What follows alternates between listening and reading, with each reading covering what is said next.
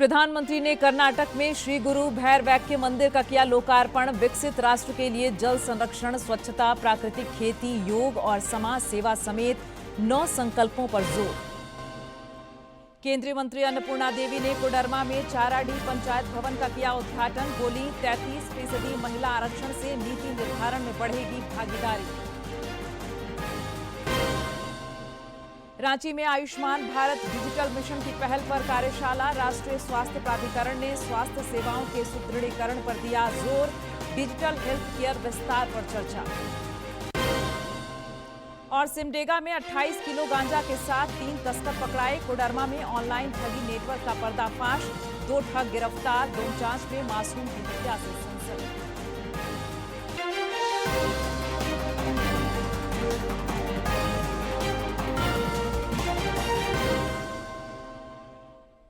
नमस्कार, खबरें झारखंड में आपका स्वागत है। मैं हूं प्रियंका और अब समाचार विस्तार से। प्रधानमंत्री नरेंद्र मोदी ने आज कर्नाटक के मांड्या स्थित श्री क्षेत्र आदि चुंचनगिरे मठ में श्री गुरु भैरवैक्य मंदिर का उद्घाटन किया। इस दौरान एक जनसभा को संबोधित करते हुए श्री मोदी ने विकसित राष्ट्र के लिए जल संरक्षण, स्वच्छता, प्राकृतिक खेती, योग और समाज सेवा समेत 9 संकल्पों पर जोर दिया।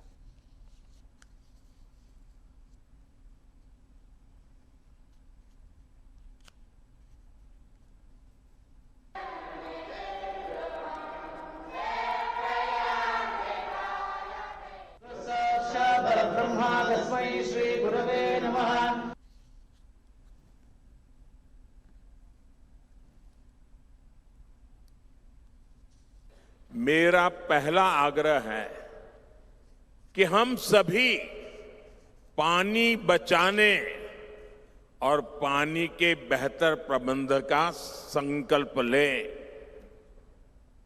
मेरा दूसरा आग्रह पेड़ और प्रकृति से जुड़ा है। एक पेड़ मां के नाम अभियान के तहत करोड़ों लोगों ने अपनी माताओं के नाम पर पेड़ लगाए हैं। हम भी अपनी मां के सम्मान में पेड़ जरूर लगाएं और धरती माता की रक्षा का संकल्प लें। मेरा तीसरा आग्रह स्वच्छता को लेकर है।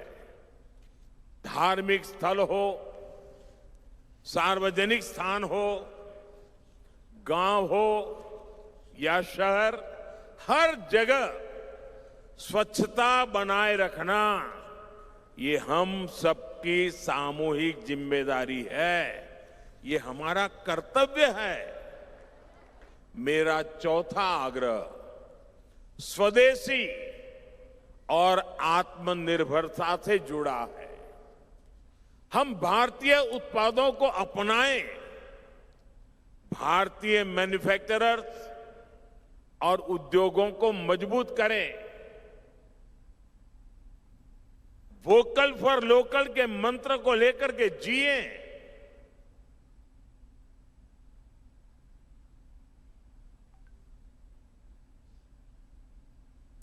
बात करेंगे बिहार की सियासत की। पड़ोसी राज्य बिहार में आज नई सरकार की ताजपोशी हुई। पटना लोक भवन में राज्यपाल सैयद अता हसनैन ने भाजपा के सम्राट चौधरी को मुख्यमंत्री पद की शपथ दिलाई। इसके अलावा जदयू कोटे से विजय कुमार चौधरी और विजेंद्र प्रसाद यादव ने भी मंत्री के रूप में शपथ ली।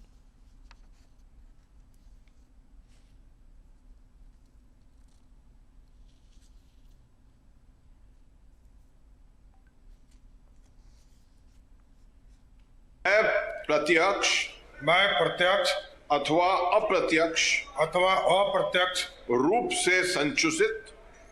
से संचुतित या प्रकट नहीं करूंगा।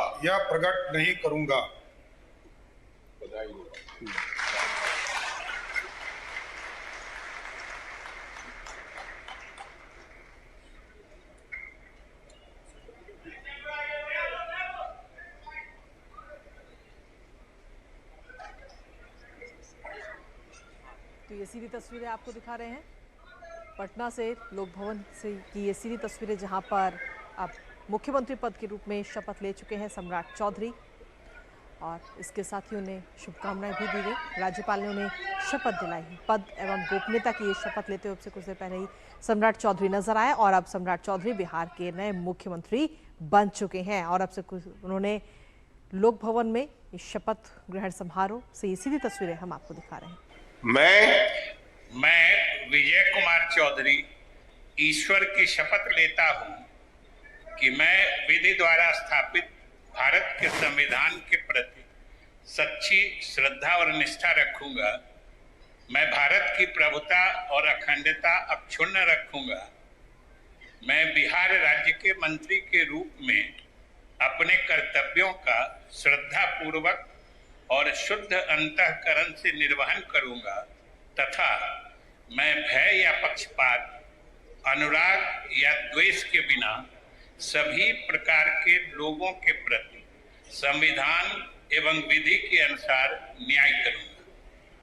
तो खास बात ये कि इससे पहले नीतीश कुमार वहां पर मुख्यमंत्री थे, उन्होंने अपने पद से इस्तीफा दिया और केंद्र की राजनीति में वो आए और अब बिहार में भारतीय जनता पार्टी के मुख्यमंत्री के तौर पर वो शपथ लेते हुए नजर आए। सम्राट चौधरी भाजपा के पहले मुख्यमंत्री है। सम्राट चौधरी बिहार में मनोनीत श्री मैं विजेंद्र प्रसाद यादव सत्यनिष्ठा से प्रतिज्ञा करता हूं कि जो विषय बिहार राज्य के मंत्री के रूप में मेरे विचार के लिए लाया जाएगा अथवा मुझे ज्ञात होगा, उसे किसी व्यक्ति या व्यक्तियों को तब के सिवाय जबकि ऐसे मंत्री के रूप में अपने कर्तव्यों के सम्यक निर्वहन के लिए ऐसा करना अपेक्षित हो, मैं प्रत्यक्ष अथवा अप्रत्यक्ष रूप से संसूचित या प्रकट नहीं करूंगा।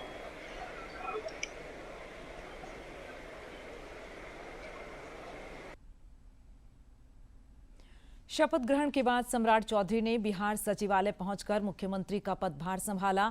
वे पटना स्थित भाजपा प्रदेश कार्यालय भी पहुंचे, जहां उनका गर्मजोशी से स्वागत हुआ। उन्होंने पार्टी कार्यालय में विभूतियों को भी नमन किया।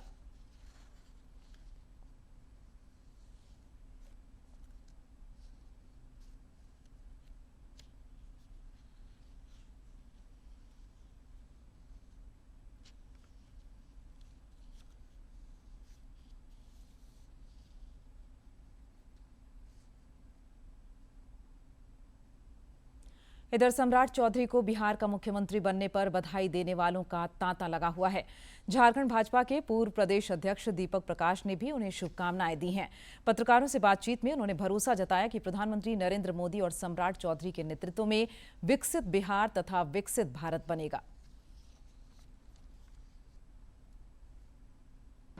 सबसे पहले तो सम्राट चौधरी जी को दिल की गहराई से अभिनंदन, बधाई और एनडीए गठबंधन की सरकार के बतौर वो नेता और मुख्यमंत्री के रूप में बिहार की विकास की गाथा की एक नई कहानी लिखेंगे और बिहार के हर बिहारी के चेहरे पर मुस्कान लाने का उनका संकल्प है, वो पूरा होगा। और डबल इंजन की सरकार मोदी जी के नेतृत्व में केंद्र में चल रही, यहाँ सम्राट चौधरी जी के नेतृत्व में विकसित बिहार, विकसित भारत बनेगा, ऐसा मुझे विश्वास है। मुख्यमंत्री हेमंत सोरेन ने बांग्ला नववर्ष पोइला बैसाख और महाबिशुबा संक्रांति की शुभकामनाएं दी हैं। उन्होंने सोशल मीडिया पर एक तस्वीर साझा कर लिखा कि वे कामना करते हैं कि सभी के लिए नववर्ष नई आशाएं, समृद्धि और नए अवसर लेकर आए। इन त्योहारों की भावना हमें एकता, गरिमा और समावेशी प्रगति की ओर मार्गदर्शन करे।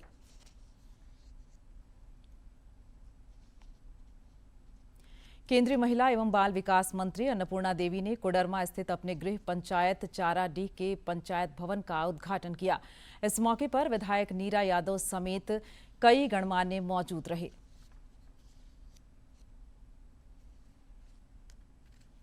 केंद्रीय मंत्री अन्नपूर्णा देवी ने कोडरमा के चाराडीह पंचायत भवन का उद्घाटन करते हुए ग्रामीण क्षेत्रों के विकास पर बल दिया। उन्होंने भरोसा जताया कि पंचायत भवन से विकास कार्यों को गति मिलेगी। पंचायत का पूरा कार्य एक दूसरा था तो उसमें होता था, लेकिन ये बनने के बाद हर तरह की सुविधाएं हमारे पंचायत के लोगों को मिलेगी और चूंकि लोकेशन इतना अच्छा है कि किसी को आने जाने में भी समस्या नहीं होगी और ये एक मॉडल पंचायत भवन के रूप में प्रशासन की ओर से भी विकसित किया गया है। केंद्रीय मंत्री ने इस बात पर प्रसन्नता जताई कि कोडरमा में सांसद, विधायक और कई जनप्रतिनिधि महिलाएं हैं। नारी वंदन अधिनियम के तहत महिलाओं को 33% आरक्षण का लाभ मिलने से आधी आबादी की भागीदारी और बढ़ेगी। मैंने ये हमारा सौभाग्य है कि हम इस पंचायत के निवासी हैं, तो हमारे मुखिया महिला हैं, पंचायत समिति महिला है और हम इस पंचायत के हैं, तो मुझे भी अवसर मिला है यहाँ प्रतिनिधित्व करने का। प्रमुख कोडरमा प्रमुख वो भी महिला है, विधायक महिला है, तो यहाँ आप देख रहे होंगे कि महिलाओं की संख्या आरक्षण के बगैर भी यहाँ ज्यादा है। और अब तो हमारे लिए खुशी की बात है कि जब 33% आरक्षण आएगा तो और ज्यादा महिलाएं आगे बढ़कर सामने आएंगी। इस मौके पर विधायक नीरा यादव ने कहा कि पंचायत भवन बनने से स्थानीय लोगों को काफी सहूलियत होगी। पंचायत में कई प्रकार के ग्रास रूट की समस्याएं होती है, जिसको लेकर के हर एक दिन इधर उधर भटक करके रहना पड़ता है। तो ये चाराडी पंचायत भवन का आज उद्घाटन हुआ है। निश्चित रूप से ये पंचायत को काफी लाभ मिलेगा। इस दौरान उपायुक्त ऋतुराज, डीडीसी रवि जैन समेत स्थानीय जनप्रतिनिधि मौजूद रहे। कोडरमा से गजेंद्र बिहारी सिन्हा की रिपोर्ट। बात करेंगे नारी शक्ति वंदन अधिनियम की। रांची में नारी शक्ति वंदन अधिनियम के समर्थन में रक्षा राज्य मंत्री संजय सेठ के नेतृत्व में आज स्कूटी रैली निकाली गई।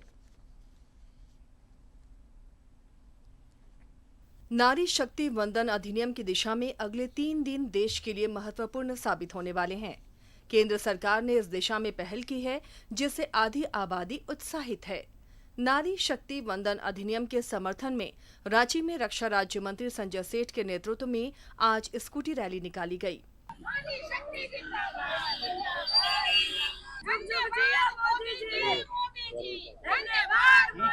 इस रैली के दौरान पत्रकारों से बातचीत में श्री सेठ ने कहा कि प्रधानमंत्री नरेंद्र मोदी जो वादा करते हैं उसे निभाते भी हैं। देश ने साल 2029 से नारी शक्ति वंदन अधिनियम को लागू करने की दिशा में कदम बढ़ाया है।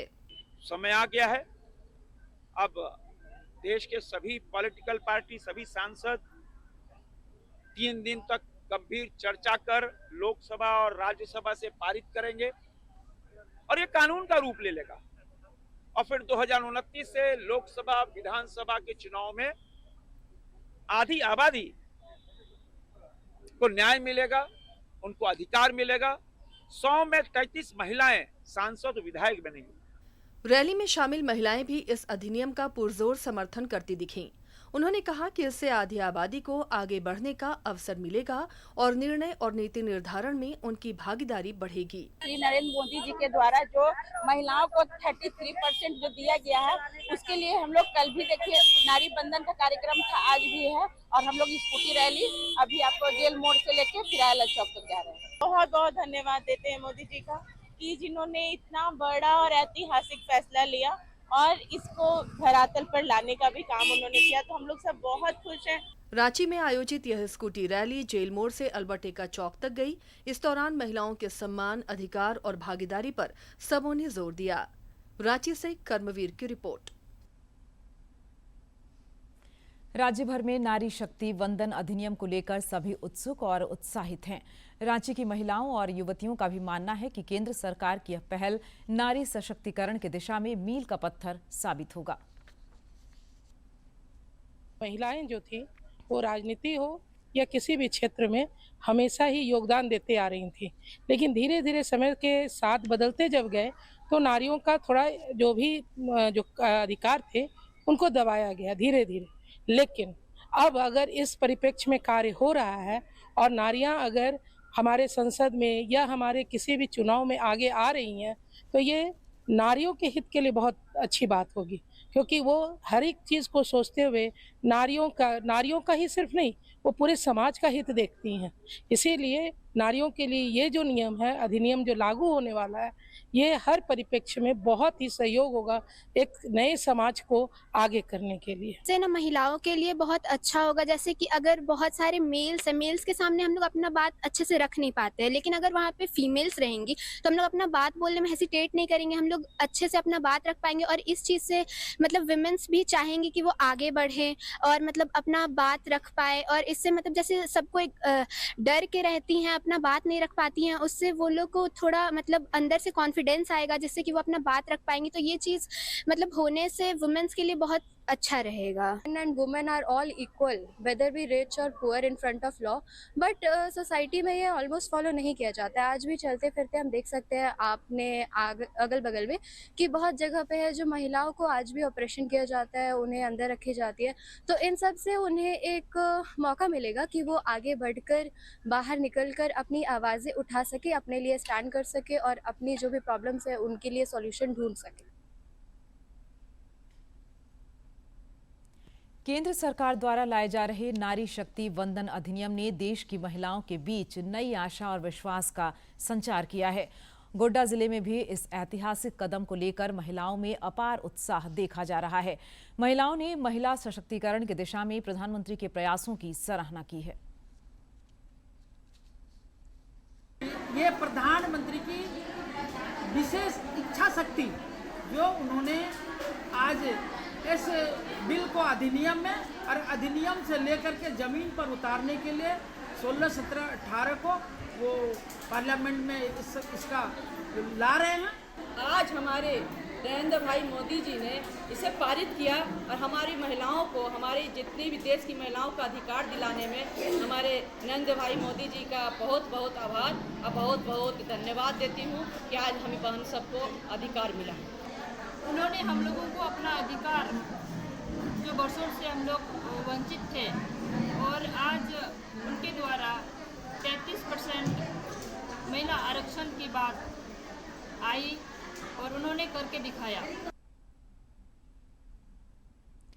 आयुष्मान भारत डिजिटल मिशन की ओर से राज्य भर के अस्पतालों में आयुष्मान भारत डिजिटल मिशन के एकीकरण को लेकर रांची में कार्यशाला आयोजित हुई। इस दौरान स्वास्थ्य विभाग और BSNL एवं CDAC कंपनी के बीच महत्वपूर्ण MOU हुए। कार्यक्रम में राष्ट्रीय स्वास्थ्य प्राधिकरण के CEO सुनील कुमार वर्णवाल शामिल हुए। रिपोर्ट। रांची में आयुष्मान भारत डिजिटल मिशन की ओर से एक दिवसीय कार्यशाला आयोजित हुई। इस अवसर पर स्वास्थ्य विभाग और BSNL एवं CDAC के बीच 2 महत्वपूर्ण MOU हुए। कार्यक्रम में शामिल राष्ट्रीय स्वास्थ्य प्राधिकरण के CEO सुनील कुमार वर्णवाल ने अस्पतालों को आभा ऐप के प्रयोग और HMIS सुनिश्चित करने पर जोर दिया। डिजिटल हेल्थ एक बहुत बड़ा टूल बन रहा है पेशेंट को एम्पावर करने का और साथ ही पेशेंट रिकॉर्ड्स को न केवल लिंक करना बल्कि उससे लॉन्गिट्यूडनल हिस्ट्री क्रिएट करना और ये अल्टीमेटली पूरे कंट्री का जो हेल्थ केयर सिस्टम है इसको पूरी तरह से ट्रांसफॉर्म करने का। कार्यक्रम के दौरान Sushrut Jharkhand mobile app, BSNL digital Sanchar Saathi app, ABDM Jharkhand की वेबसाइट की लॉन्चिंग हुई। NHA के CEO सुनील कुमार वर्णवाल ने बताया कि आयुष्मान भारत योजना और डिजिटल योजना के तहत जिन राज्यों ने राशि खर्च की है उन्हें निर्धारित समय पर भुगतान भी किया जा रहा है। पिछले वर्ष हम लोगों ने ये इंश्योर किया है कि जिन भी राज्यों ने इस आयुष्मान भारत के तहत राशि खर्च किए हैं और साथ में डिजिटल मिशन के तहत भी उनके प्रपोजल मंगा करके हम लोगों ने उसके भुगतान करने की कोशिश की है और हमारा इस बार लगभग 100% बजट का यूटिलाइजेशन भी इसी कारण से हो सका है। तो हमारी पूरी कोशिश रहती है कि सभी राज्यों को वो भारत सरकार का जो सहयोग मिलना ड्यू है वो उसे समय पे मिल जाए। राज्य के स्वास्थ्य विभाग के अपर मुख्य सचिव अजय कुमार सिंह ने कहा कि कार्यशाला में सरकारी और निजी स्तर के 5 से अधिक अस्पताल शामिल हैं। इस कार्यशाला का मुख्य उद्देश्य सभी अस्पतालों को आभा ऐप के प्रयोग और पेपरलेस अस्पताल का निर्माण करना है। ABDM जो इम्पैनल है, ABDM कंप्लायंट जो होगा उसमें 2 तरह का फ़ायदा जो इंडिविजुअल को हो सकता है। एक तो ये है कि आपको बर्थ से लेकर के डेथ तक पूरा जो साइकिल है वो सारे मेडिकल रिकॉर्ड्स आपको ऐप के माध्यम से आप देख सकते हैं। आपके बच्चों का देख सकते हैं कि उनको टीकाकरण कब हुआ, कौन सा हुआ, कब कौन सी बीमारी हुई, ताकि आगे का ट्रीटमेंट करने में उनको फ़ायदा मिलेगा। कार्यशाला के दौरान प्रधानमंत्री आयुष्मान भारत जन आरोग्य योजना और आयुष्मान भारत डिजिटल मिशन के तहत बेहतर प्रदर्शन करने वाले अस्पतालों को सम्मानित किया गया। इनमें आउटस्टैंडिंग परफॉर्मेंस के लिए शहीद Nirmal Mahato medical college and hospital की टीम को भी सम्मानित किया गया। ऑलमोस्ट यहाँ पे सारा HMIS जो प्लेटफॉर्म है हॉस्पिटल्स के लिए अबव ABDM इनेबल्ड, सारा कॉम्प्लायंस इसमें इंटीग्रेटेड है। ये सिस्टम क्या करता है, उन दोनों डॉक्टर और पेशेंट के बीच में जो भी डिस्कशन हो रहा है उसको रिकॉर्ड करता है एंड इवेंचुअली एक प्रिस्क्रिप्शन बना देता है। एक डिजिटल प्रिस्क्रिप्शन बन के निकल के आता है, पेशेंट को दिया जाता है, जिसमें सब कुछ क्लियरली लिखा रहेगा, पेशेंट के जो लैंग्वेज है उस लैंग्वेज में मिलेगा उनको। इस कार्यशाला में बड़ी संख्या में सरकारी और निजी अस्पतालों के प्रतिनिधि समेत हेल्थ टेक कंपनी के प्रतिनिधि शामिल हुए। रांची से सहयोगी सौरभ कुमार के साथ प्रणय प्रबोध की रिपोर्ट। हजारीबाग प्रक्षेत्र के पुलिस उप महानिरीक्षक अंजनी कुमार झा ने रामगढ़ पुलिस मुख्यालय में वरिष्ठ अधिकारियों के साथ विधि व्यवस्था की समीक्षा की। इस दौरान लंबित मामलों के त्वरित निष्पादन और फरार अपराधियों की गिरफ्तारी के निर्देश दिए। पुलिस उप महानिरीक्षक ने संगठित अपराध को सख्ती से कुचलने का भी संकल्प दोहराया।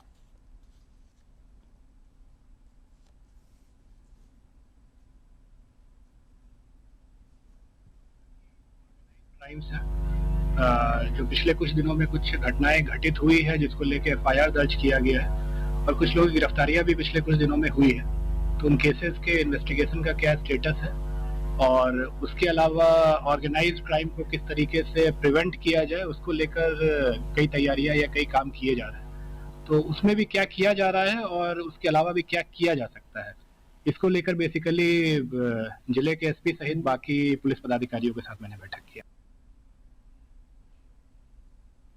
नशीले पदार्थों की तस्करी के खिलाफ सिमडेगा पुलिस को बड़ी सफलता हाथ लगी है। पुलिस ने गुप्त सूचना के आधार पर कार्रवाई करते हुए 28 किलोग्राम गांजा जब्त किया है।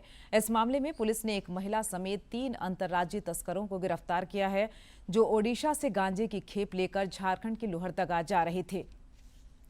तस्करों ने पुलिस से बचने के लिए जंगल के रास्तों का सहारा लिया, लेकिन पुलिस की मुस्तैदी ने उनके मंसूबों पर पानी फेर दिया।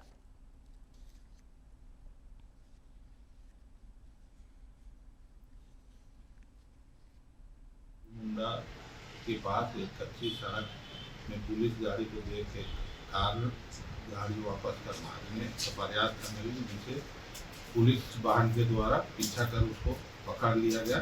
इसमें 3 व्यक्ति सवार थे, 2 जेंट्स 1 महिला, और उसको गाड़ी में चेकिंग करने पर एक सफ़ेद रंग के बोरा के बड़ा थैला में 14 पॉकेट गांजा पाया गया, जिसका वजन करने पर 28 किलो पाया गया। कोडरमा पुलिस ने ऑनलाइन ठगी के एक बड़े नेटवर्क का पर्दाफाश करते हुए 2 आरोपियों को गिरफ्तार किया है। एस्कॉर्ट सर्विस के नाम पर लोगों को झांसे में लेकर ये लोग पैसे ठग रहे थे। पुलिस जांच में सामने आया कि आरोपी अलग अलग वेबसाइटों पर फर्जी ID बनाकर अपना मोबाइल नंबर डालते थे।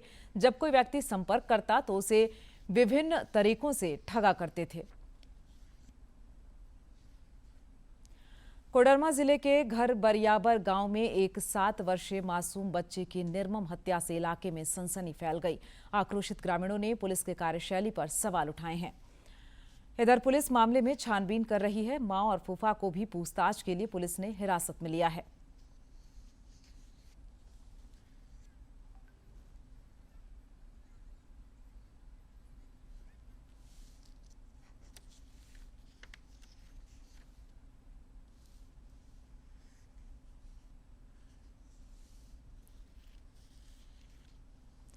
रांची में पुलिस ने मोबाइल छिनतई गिरोह के 2 सदस्यों को गिरफ्तार किया है। एक युवती की शिकायत पर पुलिस ने CCTV के आधार पर इन दोनों अपराधियों को दबोचा। इनके पास से मोबाइल और 2 पहिया वाहन बरामद किया गया है।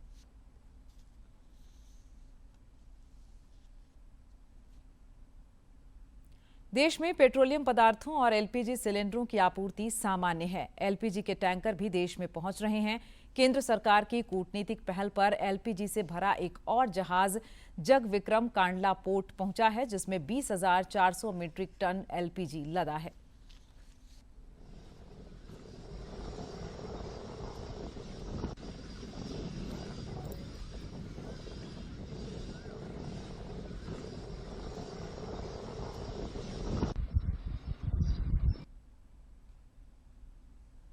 और अब कुछ खबर राज्य के विभिन्न जिलों से फटाफट अंदाज में।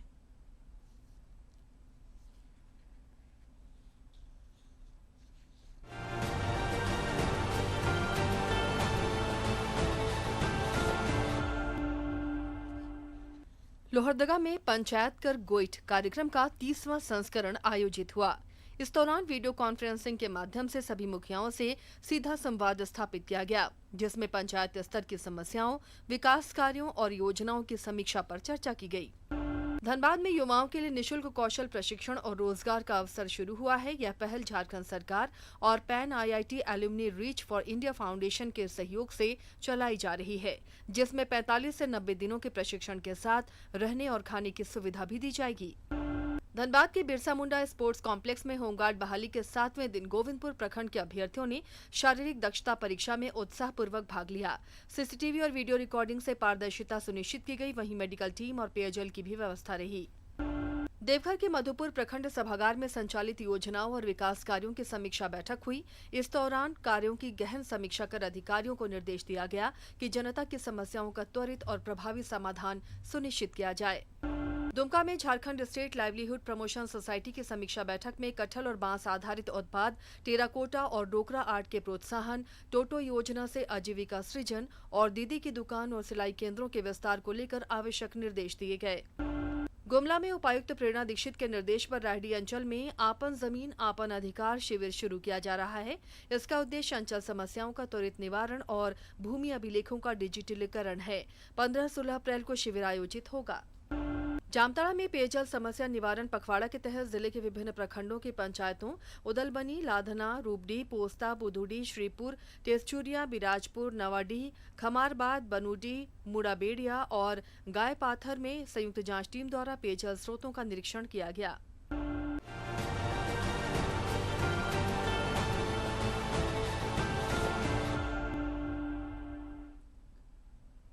खबरों में आगे बढ़ेंगे। प्रधानमंत्री नरेंद्र मोदी 26 अप्रैल को सुबह 11 बजे आकाशवाणी पर मन की बात कार्यक्रम में देश विदेश के लोगों के साथ अपने विचार साझा करेंगे। इस कार्यक्रम के लिए आम लोग अपने विचार और सुझाव टोल फ्री नंबर 1800117800 पर भेज सकते हैं। और रुक कर लेते हैं मौसम का। राज्य में गर्मी के और बढ़ने के आसार हैं। मौसम विज्ञान केंद्र के पूर्वानुमान के मुताबिक अगले 5 दिनों के दौरान तापमान में लगभग 4 डिग्री सेल्सियस तक की वृद्धि हो सकती है। राज्य के कुछ इलाकों में कल और 17 अप्रैल को बारिश होने की भी संभावना है। पिछले 24 घंटे के दौरान सरायकेला खरसावां में 40.6 डिग्री सेल्सियस रिकॉर्ड किया गया, जो राज्य में सर्वाधिक रहा। अधिकांश जिलों में पारा तेजी से ऊपर की ओर चढ़ रहा है। हाइपरसोमनिया से राहत के लिए योग और प्राकृतिक उपायों को अपनाना बेहद लाभकारी माना जाता है। सरल योगासन, प्राणायाम और जीवन शैली में बदलाव के जरिए नींद के संतुलन में सुधार लाया जा सकता है। नियमित योग अभ्यास से शरीर और मन दोनों को संतुलित करने में मदद मिलती है। हाइपरसोमनिया यानी डे टाइम स्लीपीनेस एक नींद संबंधी विकार है जिसमें व्यक्ति को दिन में अत्यधिक नींद आती है। ये किसी भी व्यक्ति के दैनिक जीवन और समग्र स्वास्थ्य को महत्वपूर्ण रूप से प्रभावित कर सकता है। इससे व्यक्ति को जागते रहने में मुश्किल होती है, सतर्क रहना कठिन हो जाता है। इससे प्रभावित होने पर व्यक्ति की रोजमर्रा की जिंदगी पर असर पड़ता है। ये स्थिति केवल थकावट महसूस करने का एक साधारण मामला नहीं है, बल्कि कई स्वास्थ्य समस्याओं का लक्षण हो सकती है। यदि आपको भी दिन में अत्यधिक नींद आती है और काम करना मुश्किल हो रहा है, तो कुछ सरल प्राकृतिक उपाय आपकी इस समस्या को दूर करने में उपयोगी हो सकते हैं। पहला अभ्यास यहाँ पे हम करेंगे कपालभाति का। कपालभाति के लिए और अब अंत में मुख्य समाचार एक बार फिर।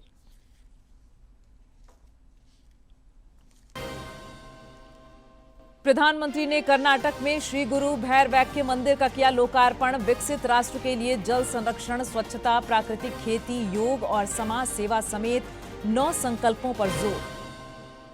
केंद्रीय मंत्री अन्नपूर्णा देवी ने कोडरमा में चाराडीह पंचायत भवन का किया उद्घाटन। बोली, 33% महिला आरक्षण से नीति निर्धारण में बढ़ेगी भागीदारी।